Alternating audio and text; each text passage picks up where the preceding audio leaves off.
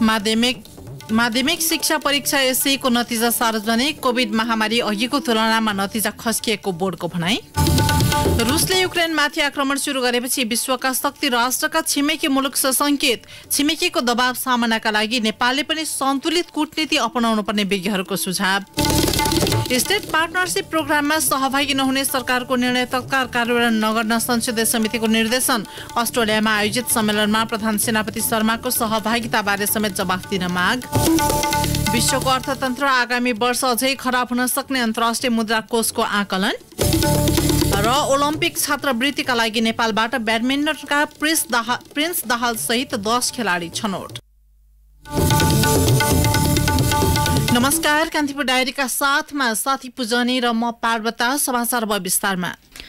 राष्ट्रिय परीक्षा बोर्डले यस वर्षको माध्यमिक शिक्षा परीक्षा एसएई को नतिजा सार्वजनिक गरेको छ।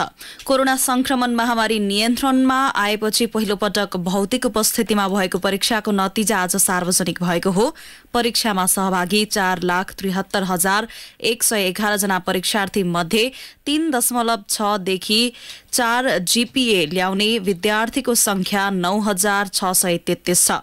मध्यम जीपीए 2 देखि 2.4 सम्म ल्याउने परीक्षार्थीको संख्या सबैभन्दा धेरै 22.74% अर्थात 1,12,733 छ। त्यस्तै 3.2 देखि 3.6 जीपीए ल्याउने विद्यार्थीको संख्या 41,627 छ। 2.8 देखि 3.2 जीपीए ल्याउनेको संख्या 69,900 छ। 2.4 देखि 2.8 जीपीए प्राप्त गर्ने परीक्षार्थीको संख्या 90,758 छ। त्यस्तै 1.2 देखि 2 जीपीए ल्याउनेको संख्या 1,05,094 छ। 1.2 देखि 1.6 ल्याउने विद्यार्थीको संख्या 44,586 रहेको बोर्डका सदस्य सचिव दुर्गा प्रसाद अर्यालले बताउनुभयो। परीक्षामा 4.57% विद्यार्थी भने अनुपस्थित रहेको बोर्डका सदस्य सचिव अर्यालले बताउनुभयो।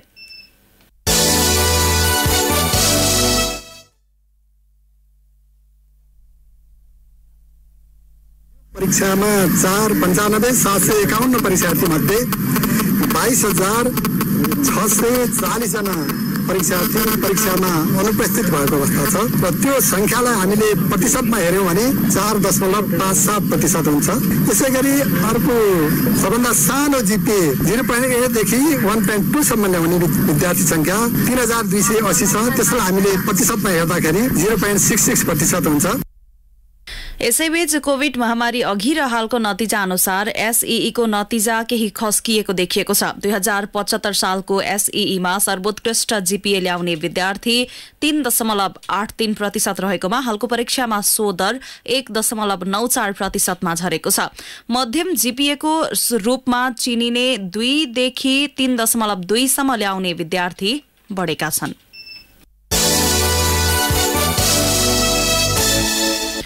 माध्यमिक शिक्षा परीक्षा एसईलाई खारेज गर्नुपर्ने भन्दै आवाज उठिरहेका बेला यसप्रतिको चासो भने उत्तिकै पाइएको छ। आज सार्वजनिक माध्यमिक शिक्षा परीक्षाको नतिजाबारे विगतमा जस्तै चासो प्रकट भएका छन्। मुलुकमा संघीय प्रणाली लागू भएपछि माध्यमिक शिक्षा परीक्षा समेत प्रदेशबाटै सञ्चालन गरेर अन्तिम प्रमाणीकरण राष्ट्रिय परीक्षा बोर्डले गरेको हो। एसईको नतिजालाई समग्र रूपमा हेर्ने हो भने दरबन्दी अनुसारको शिक्षक नभएका विषयहरू गणित र विज्ञान लगायतमा नतिजा खस्किएको पाइएको छ। यसै सन्दर्भमा हामीले राष्ट्रिय परीक्षा बोर्डका अध्यक्ष महाश्रम शर्मालाई नतिजालाई कसरी लिनुभएको छ भनेर सोधेका छौं। विद्यार्थीको समग्र मूल्याङ्कन विद्यालय तहबाट र शिक्षकहरूले गर्नुपर्छ भन्ने खालको कुराहरू अन्तर्राष्ट्रिय मान्यता छ। तर नेपालको कन्टेक्स्ट र ओभरअल हाम्रो वरिपरि छिमेकी देशहरू भारत, बंगलादेश, पाकिस्तान सबै अरू देशहरूमा पनि विशेष गरी विद्यालय तहका सर्टेन बिन्दुहरू हामी कक्षा 8 एउटा बिन्दु मान्यौं, कक्षा 10 मान्यौं र कक्षा 12 मान्यौं। यो तीनै बिन्दुहरूमा चाहिँ विद्यार्थीहरूको परीक्षालाई स्तरीकृत परीक्षा गरेर उनीहरू चाहिँ कुन स्तरका छन् र त्योभन्दा माथि जाँदाखेरि उनीहरूले आफूलाई चेक गरेर माथि जाने र हामीले हामीले चाहिँ त्यही किसिमको चाहिँ स्तरीय विद्यार्थीहरू निकाल्ने, उनीहरूको समग्र मूल्याङ्कन गरेर जाने परिपाटीको लागि कक्षा 10 को परीक्षा पनि लिनुपर्ने आवश्यकता परेको हो। र कक्षा 10 को परीक्षा आवश्यक छैन होइन, अहिलेको कन्टेक्स्टमा नेपालमा कक्षा 10 को परीक्षा आवश्यक छ, अरू कक्षाको पनि आवश्यक छ, हामीले परीक्षा नै नलिने भन्ने खालको कुरो गर्नु हुँदैन। तर के हो त भने कहिले कहिले कुन ठाउँमा चाहिँ स्तरीकृत परीक्षा लिने भन्ने हो। कक्षा 10 को एससीको रिजल्ट सार्वजनिक भएको छ, रिजल्टलाई यहाँले कसरी लिनु भएको छ? यो रिजल्ट चाहिँ कस्तो पाउनु भयो यहाँले? राम्रो पाउनु? यसलाई हामीले कुनै पनि कक्षाहरूको वार्षिक परीक्षा विद्यालय लिएको रिजल्टलाई हामीले यो सार्वजनिक गरेका छौँ। यो त नेपालभरि कम्तीमा बाह्य परीक्षा राष्ट्रिय परीक्षा बोर्डले लियो, प्रादेशिक रूपमा हामीले चाहिँ नतिजा प्रकाशन गरेका छौँ होइन। र यसलाई हामीले हेर्दा विगतमा जुन 2075 सालसम्मको जुन नतिजा थियो त्यो नतिजा र अहिलेको नतिजा हेर्दा हामीले त्यस्तो धेरै असन्तोष हुनुपर्ने, त्यस्तो खालको नराम्रो हिसाबले चाहिँ भन्नुपर्ने छैन, सन्तोषजनक नै छ नतिजा। तर पनि के छ त भने विद्यार्थीहरूले 75 सालसम्म किन 76 र 77 को सँग हामीले तुलना नगरौँ। 76 र 77 नितान्त बाह्य परीक्षा जस्तो होइन कि विद्यालयले नै आन्तरिक रूपमा गरेको कुराहरूलाई आन्तरिक मूल्याङ्कनलाई राष्ट्रिय परीक्षा बोर्डले सर्टिफिकेसन गरेर प्रमाणित गरेर सर्टिफिकेट दिएको हो। त्यसो भएर पनि त्यससँग हामीले तुलना गर्न मिल्दैन। तर 2075 सालमा लिएको जुन परीक्षा थियो र अहिले 2078 सालमा लिएको जुन परीक्षा छ यसलाई तुलना गर्दा केही तलमाथि छ। कुनै जिपिएहरू जस्तै A+ आउने, A आउने कुरा, B आउने, यो चाहिँ जिपिएमा चाहिँ केही तलमाथि देखिएको छ। तर हामीले यो पटकको नतिजालाई सन्तोषजनक नै मान्नुपर्छ।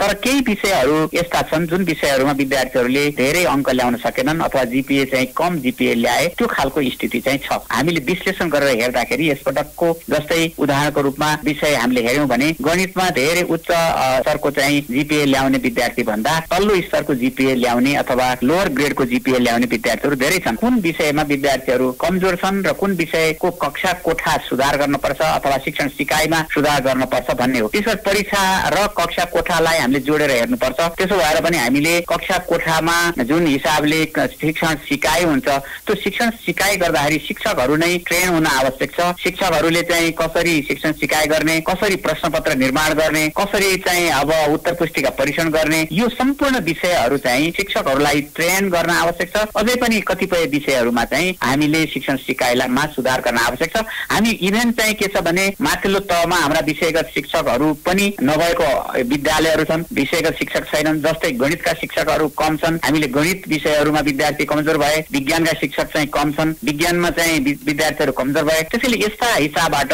विद्यालयहरूमा शिक्षकहरूको व्यवस्थापन गर्ने र पठन पाठनलाई सुधार गर्ने कुरातर्फ पनि हामीले विशेष सतर्कता अपनाउन आवश्यक छ।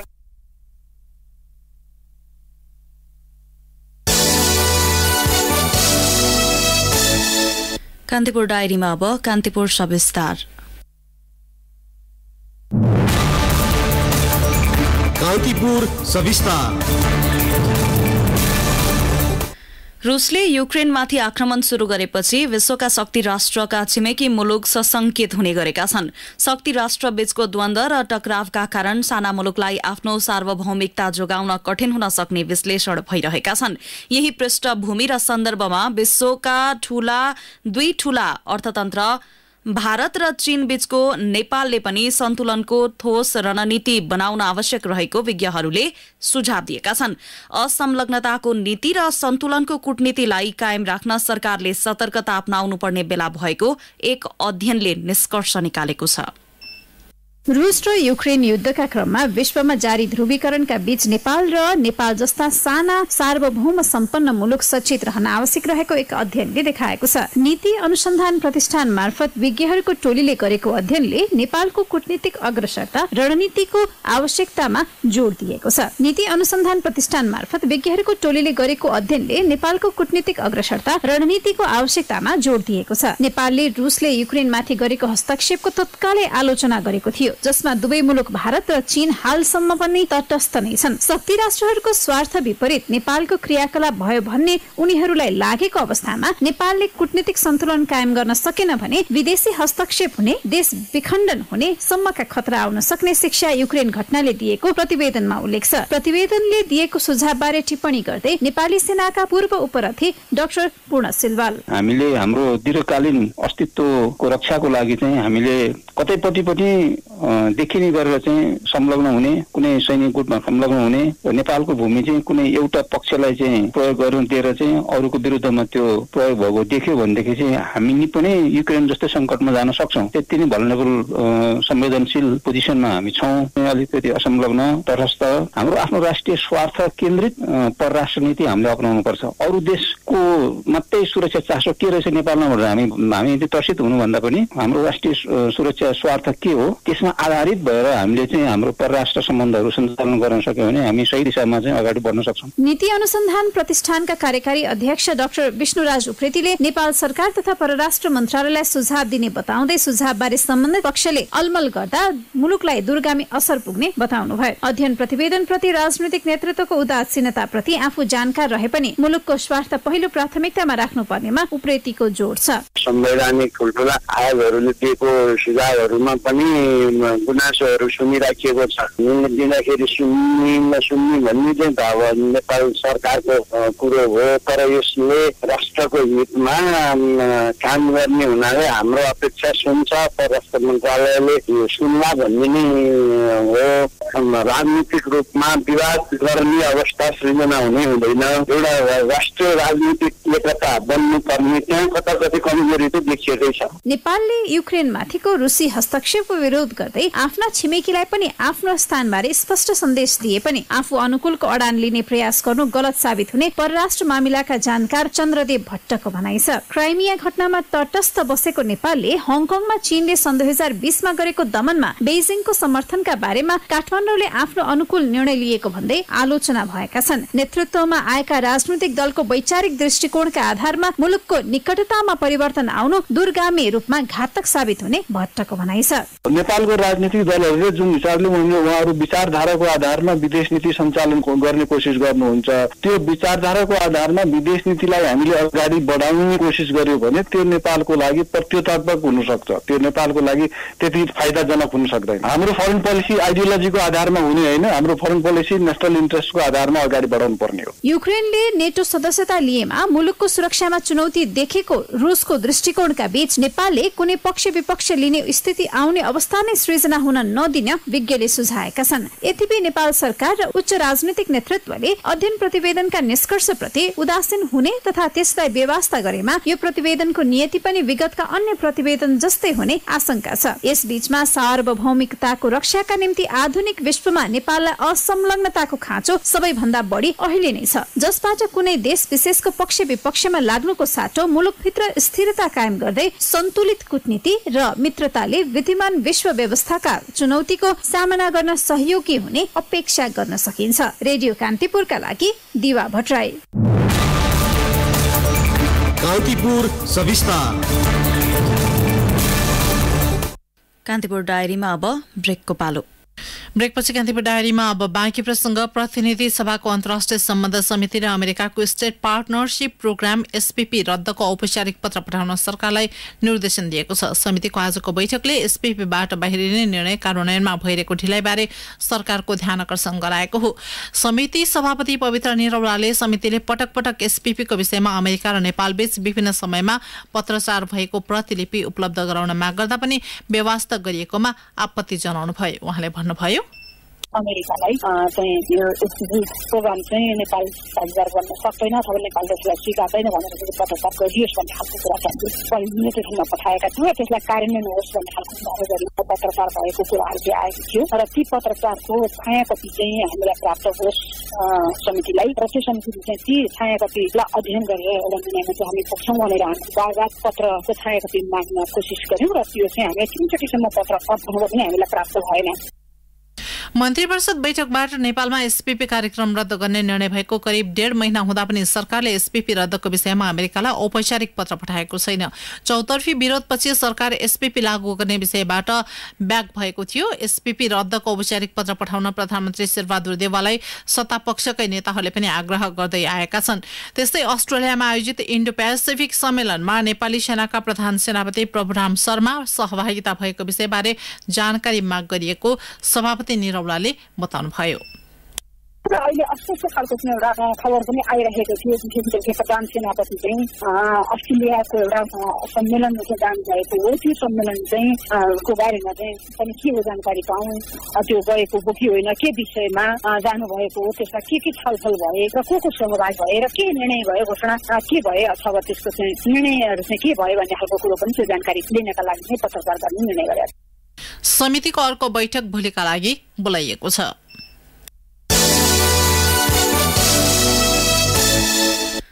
नेपालमा पछिल्लो पटक 564 जना कोरोना भाइरस संक्रमित थपिएका छन्। स्वास्थ्य तथा जनसंख्या मन्त्रालयका अनुसार 4454 नमूना परीक्षण गर्दा सो संख्यामा संक्रमित थपिएका हुन्। यो सँगै कोरोनाका सक्रिय संक्रमितको संख्या 3900 पुगेको छ।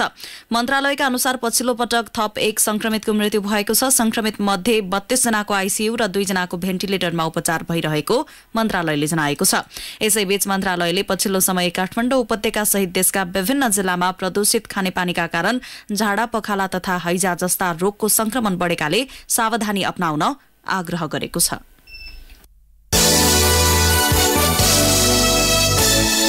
अब केही समाचार संक्षेपमा। भिजिट भिसाको प्रयोग गरी विदेशमा गएर रोजगारीको प्रलोभनमा नपर्न सरकारले आग्रह गरेको छ। भिजिट भिसा घुम्ने प्रयोजनका लागि मात्र मान्य हुने भए पनि त्यसका आधारमा काम खोज्ने, रोजगारीमा संलग्न हुने जस्ता गतिविधिका कारण अलपत्र पर्ने क्रम बढेपछि गृह मन्त्रालयले भिजिट भिसामा गएर रोजगारी नखोज्न भनेको हो। न्याय परिषदले उच्च अदालतमा रिक्त 27 न्यायाधीश पदका लागि दरखास्त आह्वान गरेको छ। न्यायाधीशका आकांक्षीहरूले नयाँ निर्देशिका अनुसार आगामी 10 दिनभित्र दरखास्त दिन सक्ने न्याय परिषदका प्रवक्ता मानबहादुर कार्कीले जानकारी दिनुभयो। नयाँ प्रावधान सहितको निर्देशिका पारित भएपछि न्याय परिषदले न्यायाधीश नियुक्तिका लागि प्रक्रिया सुरु गरेको हो। अख्तियार दुरुपयोग अनुसन्धान आयोगले मोगोको छायानाथ रारा नगरपालिका 10 मा सिंचाई कुलो निर्माणमा अनियमितता गरेको आरोपमा 9 जना विरुद्ध विशेष अदालतमा मुद्दा दायर गरेको छ। आयोगले उनीहरूबाट 23,10,596 रुपियाँ बियोको माग गर्दै आरोपपत्र दायर गरेको हो। कान्तिपुर डायरीमा अब मोरङ डायरीको पालो। मोरङ डायरीमा देवनयन शाहको नमस्कार। प्रदेश 1 मा कृषि मल र सिंचाइको अभावका बीच किसानहरूले कुल धान खेती योग्य जग्गा मध्ये 77.9% मा धान रोपाई गरिसकेका छन्। प्रदेश 1 मा कुल धान खेती योग्य 3,40,829 हेक्टर जग्गा मध्ये 2,65,369.54 हेक्टरमा धान रोपाई भइसकेको प्रदेश 1 कृषि निर्देशनालय विराटनगरले जनाएको छ। 14 जिल्ला मध्ये सबभन्दा बढी हिमाली जिल्ला सोलुखुम्बुमा 90 र सबभन्दा कम पहाडी जिल्ला धनकुटामा 50% मात्रै धान रोपाई भएको निर्देशनालयले जनाएको छ। इलाका प्रहरी कार्यालय रानीले इन्डोनेसियाबाट आयात भएको सुपारी भारततर्फ निर्यात गर्न लागेको आशंकामा नियन्त्रणमा लिएको 8,63,81,568 रुपियाँ मूल्य बराबरको सुपारी सहितको 8 वटा ट्रकको राजस्व अनुसन्धान कार्यालय इटहरीले अनुसन्धान थालेको छ। प्रहरीले 2,19,596 किलो सुपारी शुक्रबार राति नियन्त्रणमा लिएर कारबाहीका लागि राजस्व अनुसन्धान कार्यालयलाई आइतबार बुझाएको थियो। राजस्व अनुसन्धान इकाइ इटहरीका प्रमुख अनुसन्धान अधिकृत तीर्थराज खनालले सुपारीको उत्पत्तिको प्रमाणपत्रको कागजात जाँच्ने काम भइरहेको बताउनुभयो। उद्योग वाणिज्य तथा आपूर्ति मन्त्री दिलेन्द्र प्रसाद बडुले लामो समयदेखि बन्द रहेको मुलुककै पहिलो उद्योग विराटनगर जुट मिल सञ्चालनमा ल्याउने बताउनु भएको छ। उहाँले मंगलबार जुट मिल्सको अनुगमनपछि मुलुकमा रुग्न रहेको 7 वटा उद्योगलाई सञ्चालन गरेर रोजगारी सिर्जना गर्ने सरकारी नीति अनुरूप जुट मिल्स पनि सञ्चालन गर्ने तयारी भइरहेको बताउनुभयो। प्रदेश 1 सरकारले 4 वर्षमा 31,40,73,000 मूल्य बराबरको फर्निचर खरिद गरेको छ। संहिता कार्यान्वयनको पहिलो जिम्मेवारी पाउनु भएको प्रदेश 1 सरकारको तेस्रो मुख्यमन्त्रीको जिम्मेवारी अहिले नेकपा एकीकृत समाजवादीका नेता राजेन्द्र कुमार राईले पाउनु भएको छ। तत्कालीन मुख्यमन्त्रीको कामकाजको सधैँ सदन र सदन बाहिर आलोचना गर्दै आउनु भएको अहिलेका मुख्यमन्त्री राजेन्द्र कुमार नेतृत्वको सरकारले चालु आर्थिक वर्षका लागि फर्निचर तथा फिक्चर्सका लागि 7,90,32,000 बजेट विनियोजन गरेको हो। हस्त मोरङडारी आजलाई यति नै। देवनारायण शाहलाई बिदा दिनुहोस्। नमस्कार। कान्तिपुर डायरीमा पुनः ब्रेकको पालो। अब आर्थिक प्रसंग। गहुँ र चिनीको आयातमा लगाइएको प्रतिबन्ध हटाउन माग गर्दै सरकारले भारतको वाणिज्य मन्त्रालयलाई पत्रचार गरेको छ। निर्यात सहजीकरण गर्न माग गर्दै उद्योग वाणिज्य तथा आपूर्ति मन्त्रालयले परराष्ट्र मन्त्रालय मार्फत त्यहाँको वाणिज्य तथा उद्योग मन्त्रालयलाई पत्रचार गरेको हो। मौखिक रूपमा भारत स्थित नेपाली दूतावास मार्फत पटक पटक आग्रह गरे पनि कुनै सुनवाई नभएपछि पत्रचार गरिएको उद्योग मन्त्रालयकी सहप्रवक्ता उर्मिला केसीले जानकारी दिनुभयो। मूल्यवृद्धि तथा खाद्य संकट हुन सक्ने भन्दै भारतले गत वैशाख 30 गतेबाट आन्तरिक उत्पादन उत्पादन भएको गहुँ र चिनीको निर्यातमा रोक लगाएको थियो। प्रतिबन्धपछि नेपाली उद्योगहरू नै धराशायी बन्दै गएको व्यवसायीले बताएका छन्। आताको चौथो दिन आज नेप्से बढेको छ। हिजो 44.80 अङ्कले घटेको बजार आज 23.83 अङ्कले बढेर 2111.99 बिन्दुमा पुगेको छ। कारोबारको सुरुवाती समयमा 2089.01 अङ्कबाट सुरु भएको कारोबार 2111.99 बिन्दुमा गएर कारोबार बन्द भएको हो। यस्तै ठूला कम्पनीहरूको मापन गर्ने सेन्सिटिभ परिसूचक 4.53 अङ्कले बढेर 402.92 बिन्दुमा पुगेको छ। आज 227 वटा कम्पनीको 75,08,188 किता शेयर खरिद बिक्री हुँदा 3 अर्ब 16 करोड 14 लाख भन्दा बढी कारोबार भएको नेपाल स्टक एक्सचेन्जले जनाएको छ। अब अन्तर्राष्ट्रिय प्रसंग कोरोना महामारीबाट थलिएको अर्थतन्त्र र रूस युक्रेन युद्धका बाछिटाले विश्व अर्थतन्त्र सन् 2023 मा झन खराब अवस्थामा पुग्ने प्रक्षेपण गरिएको छ। अन्तर्राष्ट्रिय मुद्रा कोष IMFले सार्वजनिक गरेको वर्ल्ड इकोनोमिक आउटलुकले विश्व अर्थतन्त्र थप जटिल बन्दै गएको देखाएको हो। रूस युक्रेन युद्धले पुर्याएको क्षतिका कारण विश्वको आर्थिक वृद्धि दर गएको वर्ष 6.1% बाट सन् 2022 मा 3.2% मा वृद्धि हुने भए पनि अप्रिल 2022 को विश्व आर्थिक दृष्टिकोणको तुलनामा 0.4% कम भएको छ। सन् 2021 मा 5.7% को आर्थिक वृद्धि दर हासिल गरेको अमेरिकाले सन् 2022 मा 2.3 र सन् 2023 मा 1% मात्र आर्थिक वृद्धि गर्ने अनुमान मुद्रा कोषको छ। त्यस्तै युरोपको अर्थतन्त्र सन् 2022 मा 2.6% र सन् 2023 मा 1.2% मात्र वृद्धि हुने प्रतिवेदनले उल्लेख गरेको छ।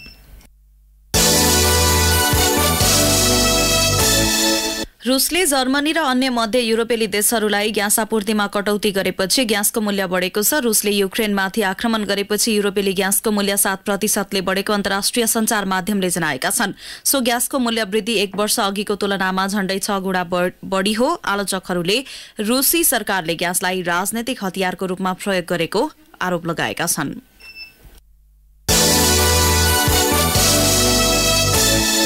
अब खेल प्रसंग ओलम्पिक छात्रवृत्तिका लागि नेपालबाट 10 खेलाडी छनौट भएका छन्। नेपाल ओलम्पिक कमिटिले सम्बन्धित खेल संघको सिफारिशमा 10 खेलाडी छनौट गरेको हो। छनौट हुने खेलाडीमा टेबल टेनिसका सम्यक कपाली, फेन्सिङका पायस युञ्जन, पौडीका नासिर याहा हुसेन, ब्याडमिन्टनका प्रिन्स दाहाल, जुडोकी मनिता श्रेष्ठ प्रधान छन्। त्यस्तै सुटिङकी सुस्मिता नेपाल, तेक्वान्दोकी युनिसिया राई, डान्स स्पोर्ट्सका दीपक लामा, गल्फका सुभाष तामाङ र भारोत्तोलनका सागर भण्डारी छात्रवृत्तिका लागि छानिएका हुन्। छात्रवृत्ति अन्तर्गत प्रत्येक खेलाडीले मासिक $750 प्राप्त गर्नेछन् र यो छात्रवृत्ति ओलम्पिकको अन्तिम छनौटसम्म कायम रहनेछ। अन्तर्राष्ट्रिय ओलम्पिक कमिटिले सन् 2004 को एथेन्स ओलम्पिकदेखि यस प्रकारको छात्रवृत्ति प्रदान गर्दै आएको हो। साफ अन्डर 20 च्याम्पियनशिप पुरुष फुटबलमा नेपालले आज दोस्रो खेल श्रीलङ्का विरुद्ध खेल्दैछ। खेल भारतको भुवनेश्वर स्थित कालिङ्गा स्टेडियममा साँझ 7:15 बजे शुरू हुनेछ। नेपाल आज श्रीलङ्कालाई हराएर लगातार दोस्रो जित निकाल्ने दाउमा छ। उद्घाटन खेलमा नेपालले मालदिप्सलाई 4-0 गोल अन्तरले हराएको थियो। अघिल्लो नतिजाका आधारमा पनि श्रीलङ्का विरुद्ध नेपाल उच्च मनोबलका साथ मैदान उत्रदैछ। श्रीलङ्का भने पहिलो जितको खोजीमा हुनेछ। पहिलो खेलमा श्रीलङ्का बंगलादेशसँग 1-0 गोल अन्तरले पराजित भएको थियो। श्रीलङ्का विरुद्धको खेल जिते नेपालको फाइनल यात्रा सहज हुनेछ। नेपाल 3 अङ्क सहित गोल अन्तरका आधारमा तालिकाको शीर्ष स्थानमा छ। च्याम्पियनशिपमा आयोजक भारत र नेपालसँगै मालदिप्स, श्रीलङ्का र बंगलादेशको सहभागिता छ। शीर्ष 2 टोलीले उपाधिका लागि श्रावण 20 मा प्रतिस्पर्धा गर्नेछन्। अन्तिम म्याच बुलेटिनका प्रमुख प्रसंग पुनः एकपटक। माध्यमिक शिक्षा परीक्षा एससी को नतिजा सार्वजनिक। कोभिड महामारी अघिको तुलनामा नतिजा खस्किएको बोर्डको भनाई। रुसले युक्रेनमाथि आक्रमण शुरू गरेपछि विश्वका शक्ति राष्ट्रका छिमेकी मुलुक सशंकित। छिमेकीको दबाव सामनाका लागि नेपालले पनि सन्तुलित कूटनीति अपनाउनु पर्ने विज्ञहरूको सुझाव। स्टेट पार्टनरशिप प्रोग्राममा सहभागी नहुने सरकारको निर्णय तत्काल कार्यान्वयन गर्न संसदीय समितिको निर्देशन।